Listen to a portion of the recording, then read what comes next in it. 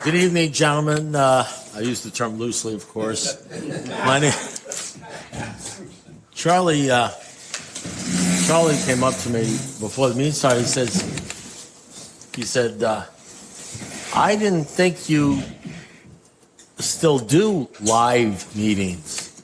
And I said, well, looking at this group, I don't think I'm breaking a streak, you know?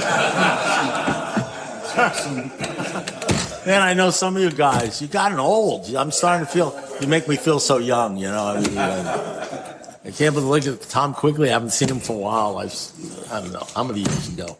You must have 7,000 years sobriety or something by now. I don't know what's going on with you. So in any event, it's good to be here. I'm an alcoholic and I haven't found drinks, haven't found Would you do me a favor? Haven't found it necessary. Okay, thank you. You'll know. I'll tap you on the shoulder and haven't found it necessary to have a drink or have I since January 25th, 1981. I really think my real spiritual sobriety day is December 25th, 1980, but that's another story, and maybe we'll go into it, probably not. And I'm always left with this decision when I do a meeting like this, especially like this.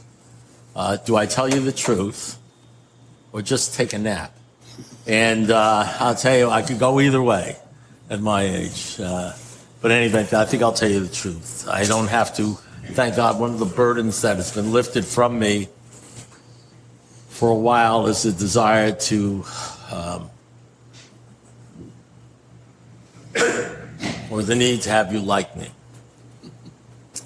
which I think is a more difficult burden than drinking. I think there are a lot of things that are more difficult than drinking. I think if you drink enough, you'll eventually come in here or you'll die. That's my theory. But there may be things worse than death, and one of the things that may be worse than death is not ever living or being free or knowing heaven or knowing peace. It may be even worse, as crazy as it sounds. I just throw crap out there just to piss you off. I wouldn't want you leaving here and not thinking about me. It may be even worse to stay sober for 25, 30 years and not ever actually get it. In other words, just sort of like they say in the sixth step, we never settle. Separate yourself from the boys. That's where the great separation is. The sixth step says you can tell the people that are separated because they're growing, they're doing anything to grow in the image and likeness of their creator, and they have an image and they have likeness. It's not the God of their imagination. The God of my imagination always leads me to an imaginary sobriety. So I'm in my 45th year, and I don't, like the old farmer's commercial, he says, we know a lot because we've seen a lot, and I don't really know a lot. I tell you what, I've forgotten a lot. And, it says we've got to get rid of old ideas. I've gotten rid of a lot. It's the great thing about getting rid of old ideas. When you clear out all the old ideas, it's clear. You can connect the dots and see things. At 45 years, I see things I never saw at 10 years, or 5 years, or 15 years, or 25 years. As a matter of fact, at 40, I see things now that I didn't see last week. That happens, You guys know about epiphanies. When you first come in, everything's magical and everything. Oh man, I'm not doing it so wonderful. But sometimes as you go up there, in age, the wonder of it all, you're so trapped into the ballyhoo. You know what I mean? The group, the cult, the family, the not drinking, the going to the internationals with the 50, 60,000 people, the whole wonder, the wonderful fellowship we have. But, I think there comes a time, and I've seen it not only myself, I'm only talking about my experience. I've seen it not only myself and other people, that there comes a time, and I think for most people, the time comes at different times. They used to have an old saying here, that pop you hear in 5 years is your head coming out of your ass and everything like that. By the way, there's no strong profanity here, right? Strong. No strong profanity. That's right. You know, if this was a front line in football, telling me there's no strong sobriety, it's like a gaping hole that I can run through for a goal. But I'm going to be good for sure because Sheldon gets upset. You know, and I used to have a wonderful sponsor for 20 years, John Glenn, who he sort of got upset when I used profanity. But the Apostle Paul used profanity. Some people, I guess it's the way he used it, some people use profanity to emphasize stuff with alcoholics. Apostle Paul says, I become all things for all men by using anything to bring them to Christ. And, you know, the truth is, one of the problems with alcoholics, I think, sometime with me, is we sort of hear the same thing over and over again. We just like fall asleep. And we need, what do we need? We need like a cattle prod. We need somebody to say something. That's why sponsors are so good. They can translate a dry sort of deal in the big book into something that like slaps you in the... Some of you guys are old enough. All of you guys are old enough to remember that commercial where the guy slaps sometimes says, thanks, I needed that. Sometimes we just need a slap. You know what I mean? Something that just wake us up, that kind of deal. And so what I'm going to do is I'm going to do something probably maybe a little bit different. I'm going to tell you about 45 years of sobriety, and I'm not going to talk a lot about alcohol. I probably won't talk much, maybe 3 minutes about alcohol and the rest about the real disease.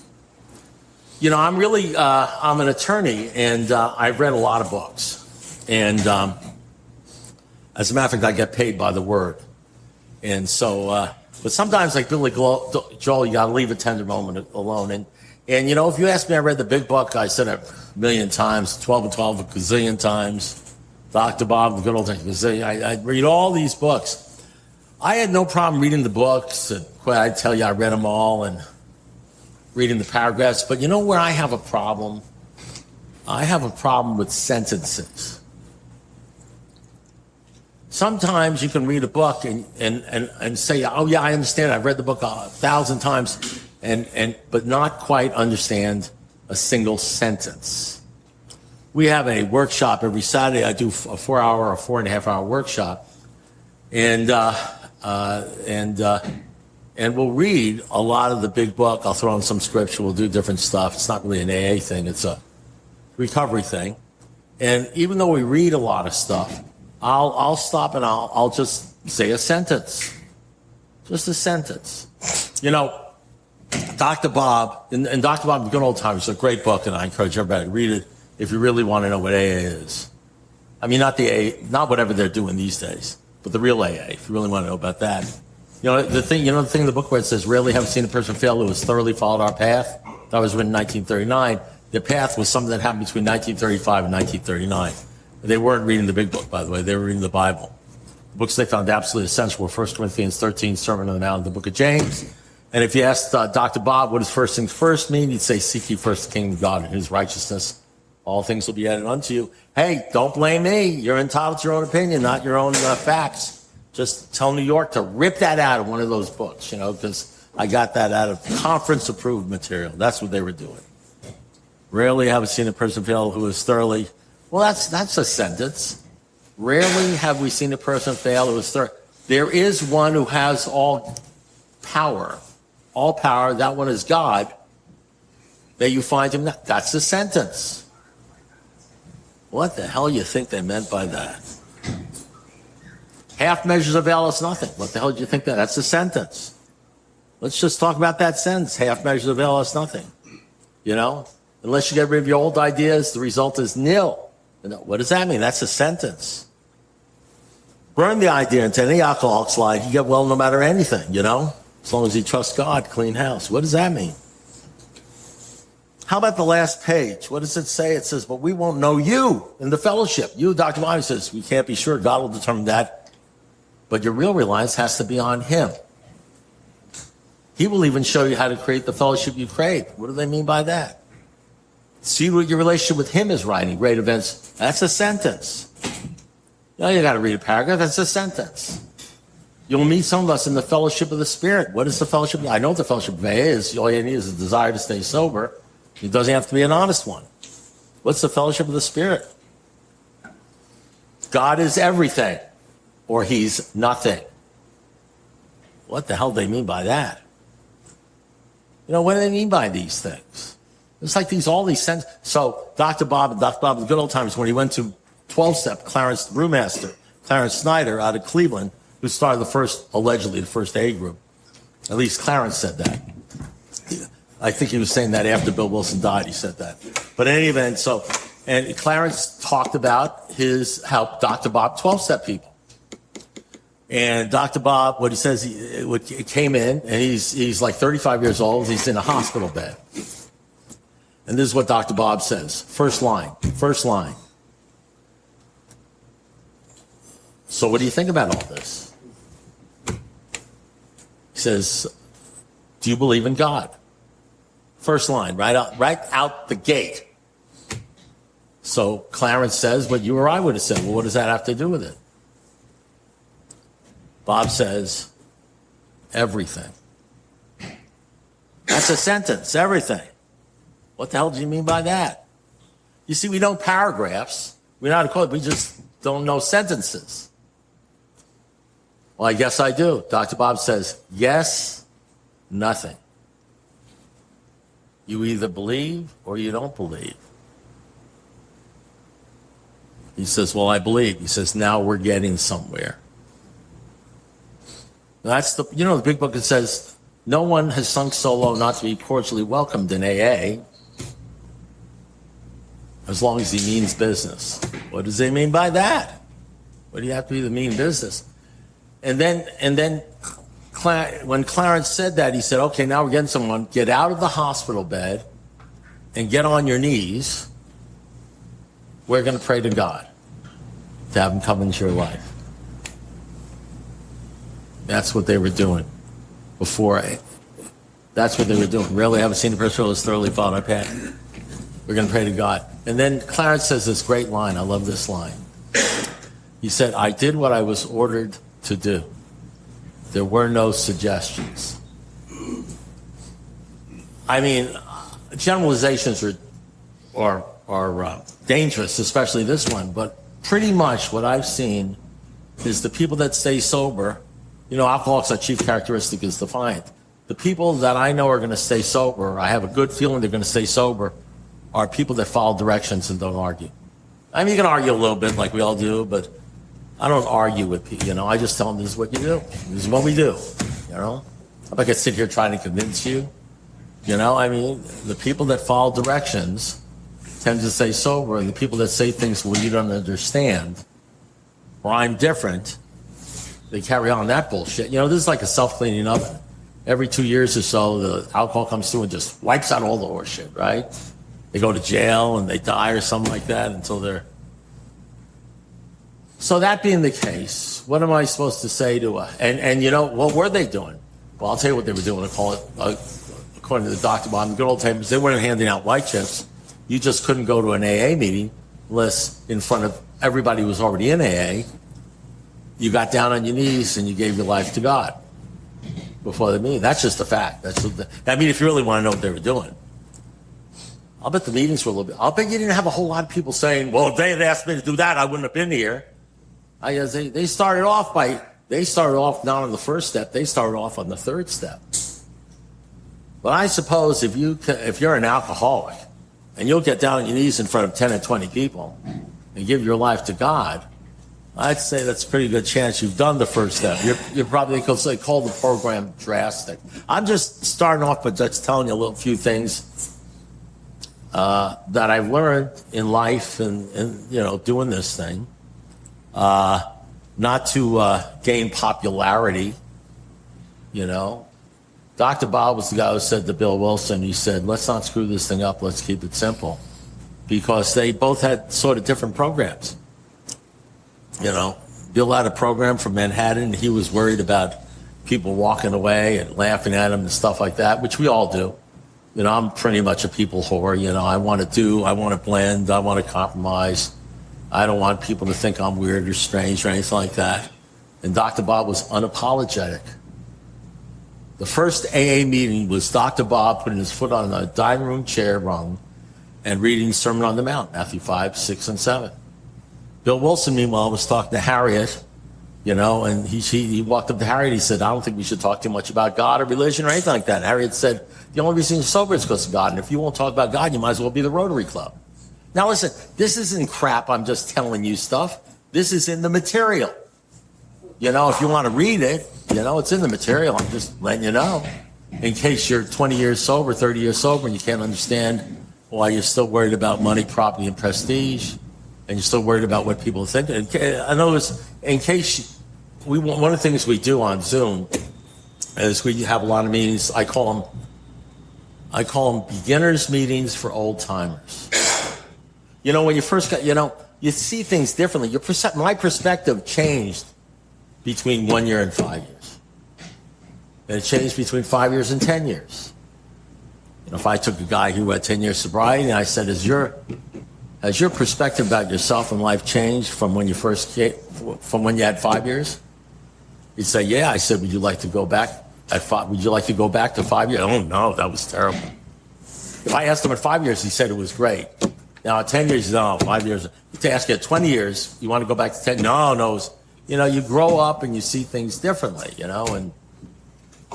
and so that's the deal. I just see things different. See, when I first came in, I went to all the internationals, first 5 internationals, all this stuff, and I was the Intergroup Banquet chairman for 2 years in a row with Clancy Down and Johnny Harris and doing all this stuff and sponsoring everybody and talking. And when I first came in, I thought everybody stayed sober.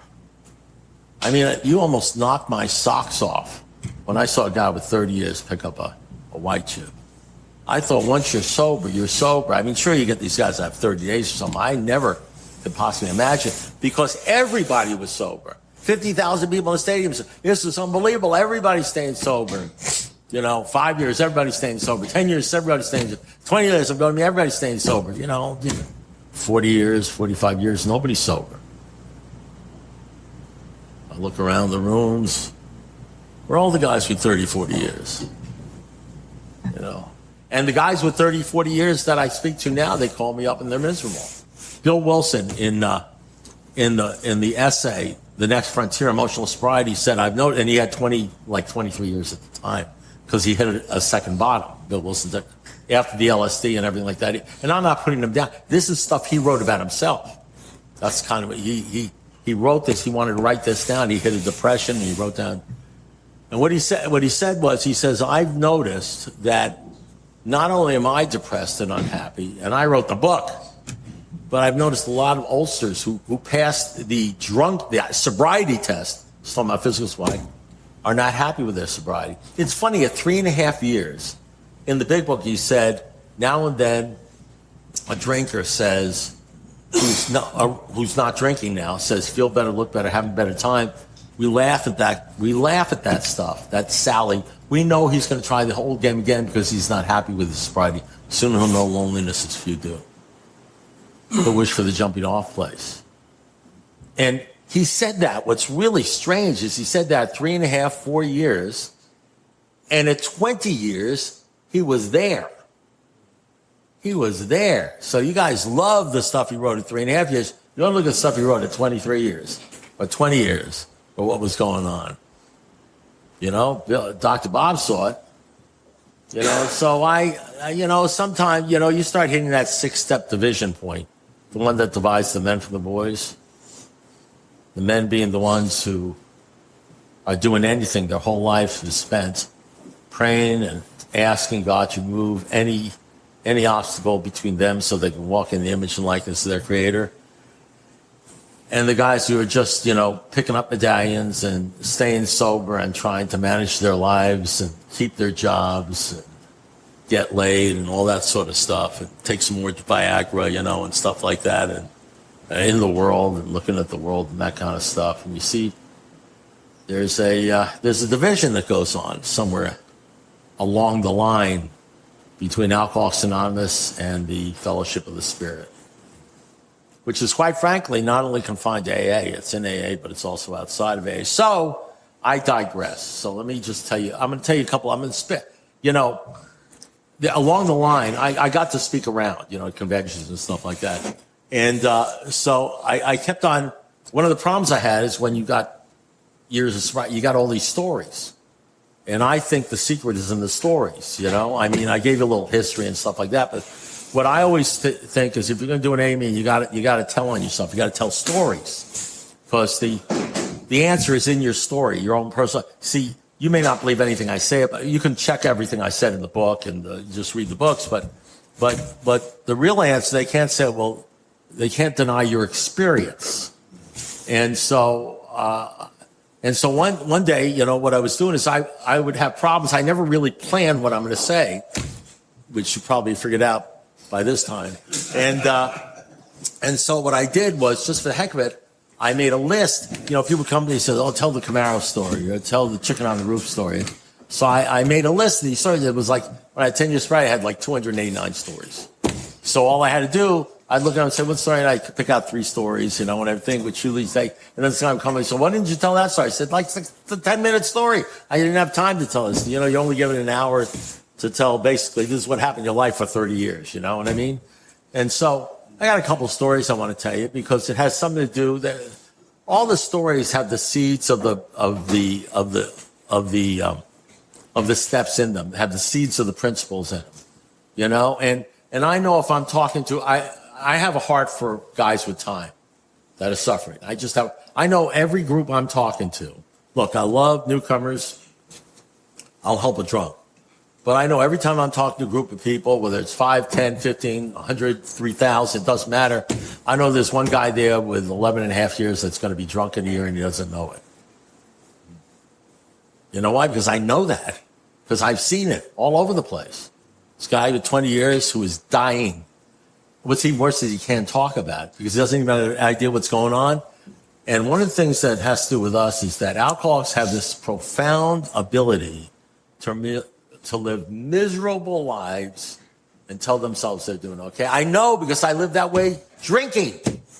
Miserable life and say I'm not doing so bad. Look at this gal I got. Look at this car I got. Look at this job I got. It's only when you rip all that crap away, you know what I mean, that all of a sudden you're just there and you're looking in the mirror and saying, who am I kidding? We had just a way of looking at things in a perverse, because we're delusional. We can't separate the true from the false. Our alcohol life seems normal. The way we think seems normal, you know? I mean, crap has to really happen, hit us over the head in order to see clearly. It's usually bad crap, which is probably why they have the repeated humiliation and the final crushing of our self-sufficiency. So I got a story. I have a couple stories for you. Yeah, I drank because no woman, no job, no amount of money ever worked quite as well and quite as fast as just a few drinks. And I guess if alcohol did for me what it did for me when I was 18 years old, I'd still be drinking it, but it stopped working for me, so I don't drink it. The sad part about my life, it stopped working for me about 10 years before I realized it stopped working for me, and I hurt a lot of people. But the truth of it is, even though that statement is kind of true, it's not true. It's true for an alcoholic who has 1 year. It's true for an alcoholic that has 5 years. It's true for an alcoholic who has 10 years. The truth is, no woman, no car, no amount of money, no job works quite as well and quite as fast as just a few drinks. Well, man, that sounds pretty good. And then you get sober and you realize getting laid works just as well. Having a girl works just as well. Getting $100,000 works just as well. Getting a new Rolls Royce, a Rolex watch, you know, getting fit, having women like you, having men like you, having people like you, works just as well as alcohol. And you realize that they said in the Sermon on the Mount and the book of John that I'm addicted to the world. And once you realize about being addicted to the world and the things of this world, and Bill Wilson talked all about this just in Emotional Sobriety. He says, my problem was dependency. I was dependency on the circumstances and the things of my life. The Apostle Paul talked about this. Do not love the world or the things of this world. How do you not do that? You know? I went in the bathroom. I closed the door. I got on my knees with the big book, locked the door, because you don't want people walking in on you when you're doing the third step prayer. Got on my knees. I said the third step prayer. You know what the big book says? We are now finished with the third step. That's what it says. We are now completed the third step. Then I got up and I called the bank and I checked my bank balance. And I checked my bank balance. So it had been ever since. I wanted God and he came. I wanted God and he came, but soon his presence was blotted out by worldly clamors, mostly within myself, how blind I had been. And the drinking, then you learn, isn't even a problem because there's another sentence there. Drinking is only a symptom of the problem. You got thousands of meetings telling people, don't drink, go to meetings, don't drink, go to meetings, which is important. Don't drink even if your ass falls off. There is no problem so great that a drink can't make it worse, which is important. It kept me sober for 5 or 10 or 15 years. All that stuff, don't drink, don't drink, don't drink, don't drink. Rush, you can screw up anything and be a total whack job. If you haven't had a drink, you're a success. And I needed that, and it helped, and it's important. I don't want you to think it's not important. But what happens when you get to that Bill Wilson deal, when you get to the thing where the worldly clamors is blotted, where you got the steps down, you got everything down, you do give a good talk, but God is not a part of your life. When you have a book that said, what did it say? Each alcoholic in his own language and from his own point of view talks about how he developed his relationship with God. What do you do when you have a book like that? That's a sentence. What does that mean? What do I say to a guy who comes up to me at a meeting and says, you shouldn't talk so much about God, you're killing newcomers, when they wouldn't let you go to a meeting unless you got on your knees and talked about God? What do I say about that? Is that the big book?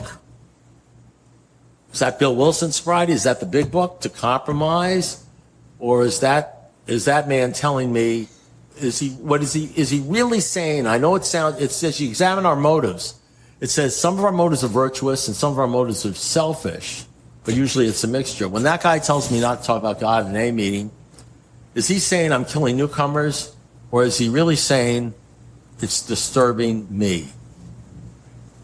It's making me uncomfortable. Because if you're right, then I would have to change.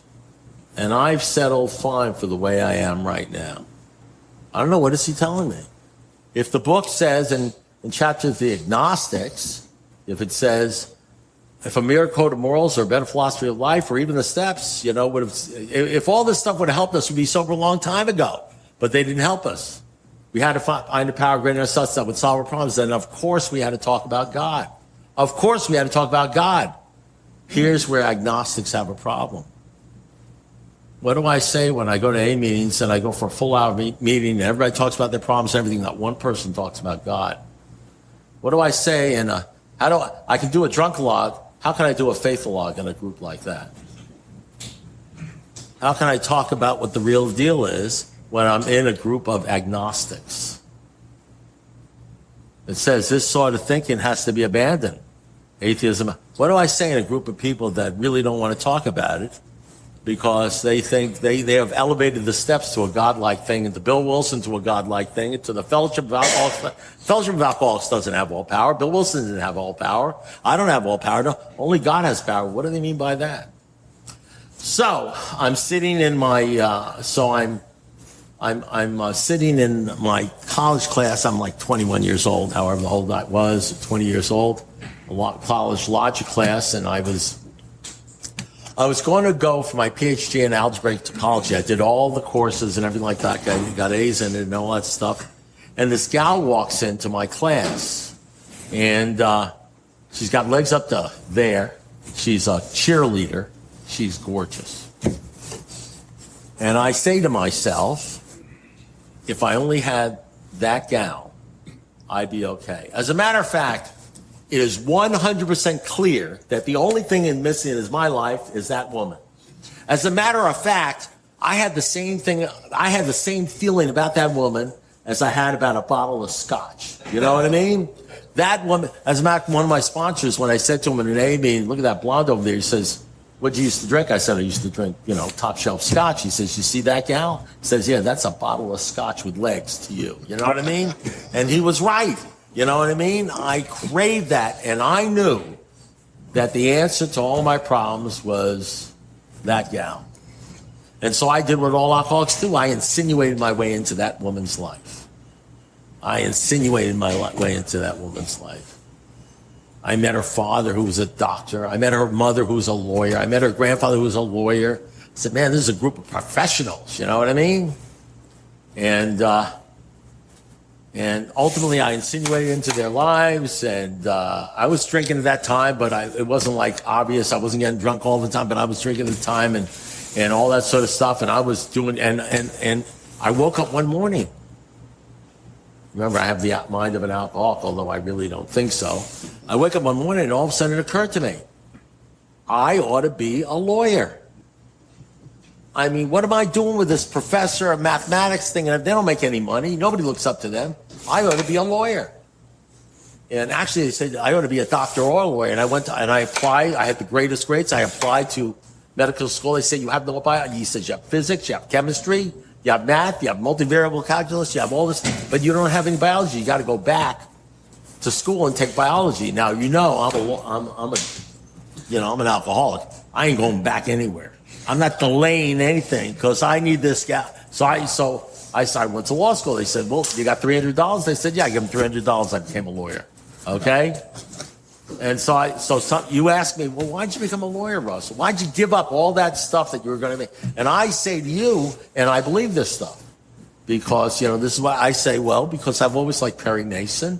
I like to talk and everything. And I like logic. I like being a lawyer. And now let me tell you what the truth is. I changed my entire career and I became a lawyer so I could get in the gal's pants. Do you understand? Because that's the kind of integrity a guy like me has. You understand what I'm saying? Yeah, you're laughing. You guys don't know what it's like. You guys would never whore around or give up any integrity you have just to get in a gal's pants. I'm looking at, you guys are spiritual, not religious. You're a bunch of spiritual guys, you know what I mean? And so to get in that gal, and I married that gal. We had a baby. We had a house in Miami Beach, and I became a division chief in the state's attorney's office, prosecuting murders and all sorts of stuff like that. And I really loved that gal. And it was a great life, and I loved my in-laws, and they were great, and they loved me. And I know what happened. I started drinking over at the Alibi Lounge, and I'd get there at 4:30 in the afternoon. I'd start feeling better as I was pulling up to the bar, and I'd walk up, and I'd have a couple of scotches and everything. And I don't know, the next thing I know, I'd be looking at the gals. After about 6 months, I'd be looking at the redheads and the blondes, because this is what I did. What I did, my whole life was about scoring, about going to bars and getting laid and getting some gal and everything like that. Now, don't get me wrong. I don't want you to think that I was like successful or anything, I mean, I had as much success with scoring as I did when I got into fights, okay? So it was a two-hit fight. They'd hit me and I'd hit the ground, you know what I mean? But the bottom line is that was my whole life. If I could get a girl, now I would have never said this, because all the guys I hung around, like, look at that gal, look at this gal, and everything like that, all the guys guys in the bar, well, it's just like in here. They think just like I think. You guys think that. I love alcoholics. That's why I love you guys, because you're as crazy as I am. You think the same. So I'm sitting there and I'm trying to score. That's my whole life. And so, so I get married and my wife has a baby. She got a little baby at home and I'm at the bar and next thing you know, I get home at 4:00 in the morning. That's after 6 months of marriage. And all I'm doing, now you'd be proud of me. I was proud of me. I never once physically cheated on my wife. I would just stay up till 2, 3 o'clock in the morning, drinking while my wife was at home with the baby. You know what I mean? And thinking about how I could get that blonde or that redhead if I just wasn't married. If I just wasn't married, if I only had that one, I'd be okay. If I could only do this one, I'd be okay. And leave my wife at home without a husband. Nobody ever came up to me in the bar and said, what are you doing here, Russell? I mean, you got a wife, you got a baby at home. What the hell are you doing here? Why don't you go home to your wife? People would leave the bar and say, where are they going? I mean, the booze is here. You know what I mean? What are they doing? And I did that for 5 years for this woman, and then something really amazing happened. Something really amazing happened. My wife one morning came up to me, And she said to me, she said, I just want you to know if you come home drunk one more time, I'm leaving you. You know what that is? That's a sentence. If you come home drunk one more time, I am leaving you. That's a 12-word sentence. I'm an attorney. I'm trying murder cases. I'm in my blue suit, my white shirt, my red tie, going into court to try a complicated case. And she didn't say it like she wanted to start a fight. It was like she was just dropping off the mail. You know what I mean? Come home drunk one more time, I'm leaving you. And I heard it, and I was as sober a man. I wish I could say the booze made me do it. Oh, it wasn't with the booze, I'd be a nice guy. The booze made, I hurt more people, more ways, sober than I ever hurt. As a matter of fact, I've hurt many people sober in AA the same way as I hurt them. You know, the thing booze did for me is allowed me to live with my sorry ass self while I was doing it and told me I was okay. So she said that to me, you come home drunk more time, I'm leaving you. I get in my car, I'll never forget this. I drive about 3 or 4 blocks, and I come to a light, and I think about what she said. You come home drunk one time, I'm leaving you, and I say this to myself. What the hell did she mean by that? You see, we're good with paragraphs. Really not so good with sentences. You see? See, that's the alcoholic brain. Everything that was important to me or should be important was right on the line. All I had to do was make it home. So that night I went to the bar, the Alibi Lounge, which I helped name. I'm proud of that. Went to the Alibi Lounge, and I sat at the bar, and I ordered my drink, a double scotch neat, so I could whack it down, you know, so I could get that place where I really didn't care about what the people thought about me. And Doug Hartman came up to me, a drinking buddy, one of many drinking buddies I had there. You know, we love our drinking buddies. And Doug Hartman came up to me, and I looked at him, and this is what I said to him. I said, Doug, I cannot stay. Ronnie told me if I come home drunk one more time, she's leaving me. And Doug goes like this. He says, he puts his arm around me. He says, Russell, I love you, buddy. Everybody loves you. You're the greatest guy in the world. Everybody loves you. Your wife is crazy about you. She will never leave you. And I'm thinking, shit, that's exactly what I was thinking.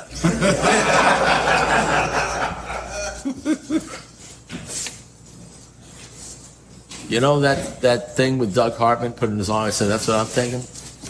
That's the God as I understand him. That's my God. That's my imaginary God. No matter what I do and who I am, I never have to worry about it because he says, you're the greatest guy in the world. I love you, you know? I like that God. I want all my gods to be like Doug Hartman, you know? I don't want my God to get me broke or get me in jail or to cause me to do things where I hurt myself or put, have bad breaks and misunderstandings. I want that God who puts his arm around me and tells me no matter what I do and who I do it to, I'm okay. That's the God of my understanding. And so I have another drink, and the next thing I know, it's 4 o'clock in the morning, and the next morning my wife kicks me out of the house, and that's the end of a 5-year marriage. Lost my wife, lost seeing my son, lost everything. And I wasn't even sorry. You know what I mean? I was too chicken shit to ask for a divorce, but you want to know something? The bottom line is I could say, well, she threw me out. And if you ask me why I'm getting divorced, I'd say, well, we were different people. We were growing in different directions. She was trying to change me. We got married too young. I had every excuse in the world, and I believed it. And all I knew is I left my wife of 5 years of my baby. I left her because I wanted to screw other women. Because that's who I really am. And I did it cold stone sober. You know what I mean? Now, it gets better. So my wife, who actually believed in things like taking a vow to death do us part and everything like that, who invented that crap, you know what I mean? Probably some religious guy. Thank God I'm spiritual, not religious. she wanted to try to go to a marriage counselor to try to patch things up. I mean, because she believed in that stuff. And I went to the marriage counselor and we sat there. And the marriage counselor, I'll never forget, he asked my wife these questions. What are the 3 things you want to change about Russell? I guess it's like a marriage counselor thing. They teach him that. And she was talking, she was saying something, but I wasn't listening. I don't even know what she mentioned, alcohol. I think she might have said to come home for dinner or something. I don't know what she said. But I remember thinking to myself, I have a date with this redhead tonight, and this is screwing up the whole thing. I felt like the movie The Godfather. You ever see The Godfather 2 where he says, I got out and they dragged me back. I felt like I was being dragged back into the cage. And I had a date that night. What was it going to do? I mean, I'm not. And then he asked me, Russ, what's the 3 things you want to change about your wife? And I said, I just want to date other women.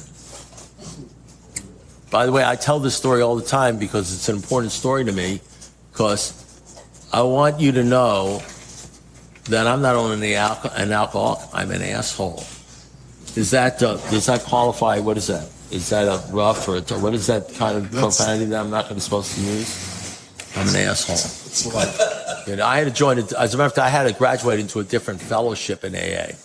But I'll tell you about that in a second. I'll try to get through. So that's what I said, and it wasn't until I was 5 years sober where it sort of dawned upon me what saying that in front of my wife, who was the mother of my child, did to her heart, how I ripped her heart about. And I said it without even thinking. It was like just came right out. You know why? Because I wanted to do what I wanted to do, and that's what I wanted to do. And what I learned later on down the road is love. It didn't matter whether I quote didn't love her anymore. Love's not a feeling, it's a decision. You decide you're going to love somebody no matter what. You become a man and you use integrity and you decide this is my wife and I'm going to love her and protect her and not be a jack off. You know what I mean? But that's what I said. Okay. And I was cold stone sober when I said it. So the bottom line is a few years then, so I did, my goal was to become the Hugh Hefner of Miami. And it didn't work out so well because you got to be able to stand up when you're Hugh Hefner. You can't be wobbling around. And I kept on drinking. It got worse and worse, like the booze always gets with us. And then what happened is finally on December 25th, 1980, having been kicked out of a party with no woman in sight, all alone on Christmas Eve.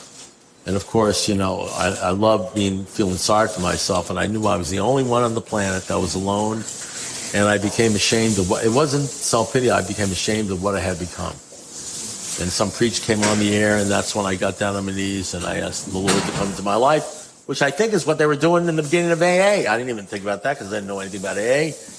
And 30 days later, I stopped drinking, and then 2 weeks after that, I came into Alcoholics Anonymous. Now, I'm running through, I'll go through the next 45 years in about 5 minutes, okay? And so here's the deal. So I came into AA, and I did all the things you're supposed to do, and I stayed sober for 10 years. And I got a whole bunch of stories. I got 289 stories, actually, to tell you the truth, about what happened in AA. I remember telling my sponsor once when I was broke. I was about 6 months sober, and I was broke. And it's not that I don't give a crap. I used to tell myself all the time, you ever tell yourself you don't give a crap what other people think about you?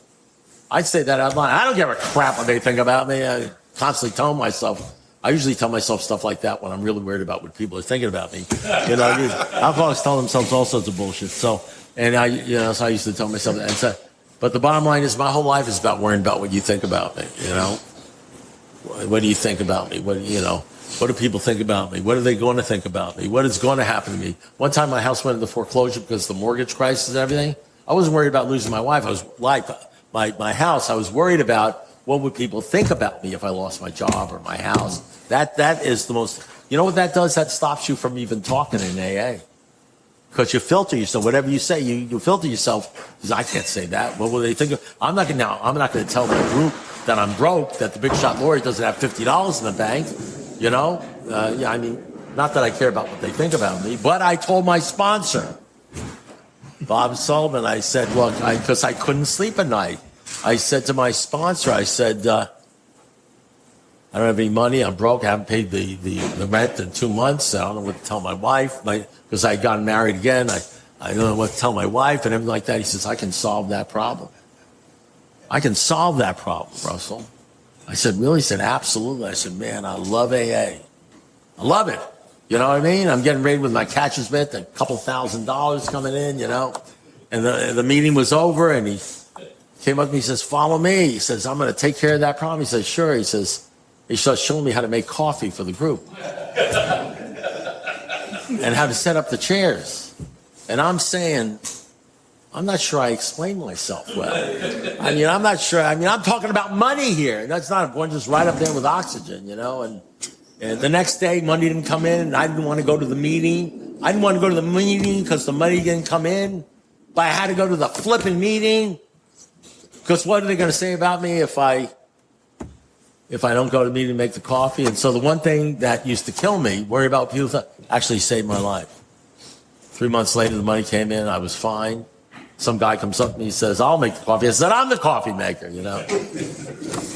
So I know we're coming to the end of this thing. So the bottom line is, the last thing I'll leave you with, somewhere around 10 or 12 years, and this happened to me at 10 and 12 years. It's happened to people at 20 years. I've seen it happen to people at 35 years. I got to a point in my life where I was doing all the work in AA. I know they tell you that the reason people drink is they stop going to meetings. There's a lot of people that drink who are going to meetings. There are a lot of people that commit suicide that are going to meetings. There are a lot of people that are depressed that are going to meetings. Bill Wilson talked about it. There are a lot of people that have a lot of problems going to meetings. You got to read that emotional sobriety. And I got to that point that I hit a second bottom in AA. And I hit a second bottom. And somebody told me, guy come up to me and says, you need to do this. And I immediately explained to him, you don't understand. I'm different. I'm spiritual, not religious. You know what I mean? And he said, fine, do whatever you want to do. And all I know is that a week later, I found myself in a Bible study. Go figure. I guess I never read that part where we see where religious people are right. We encourage church membership. I never read what they were actually doing back there, and I find that's what I've been doing. I never stopped going to AA. I doubled my AA. And I doubled and my third sponsor I found in a Bible study. He had 55 years sobriety. And so that's what I've been doing. And the one thing that it added the secret ingredient. And the secret ingredient was God was no longer a thing or an it or something out there. It became something that I could have a personal relationship with. And I found the more I thought about God, instead of turning things over to God, I lived a turnover life. And so I talk about him at AA meetings. I talk about him at conventions. I think about him all the time. And you know what I found out about this God thing? So I don't know. The drinking is besides the point. What I found out is I stopped thinking about being a whore. I stopped thinking about the money. I stopped thinking about the women. I stopped thinking about cheating on my wife. I stopped thinking about getting the new car or having to have something to put on my body or something to do something so that I look better to other people. I don't know how it works or why it works, but apparently it does. And so that's all I have to say. Thank you.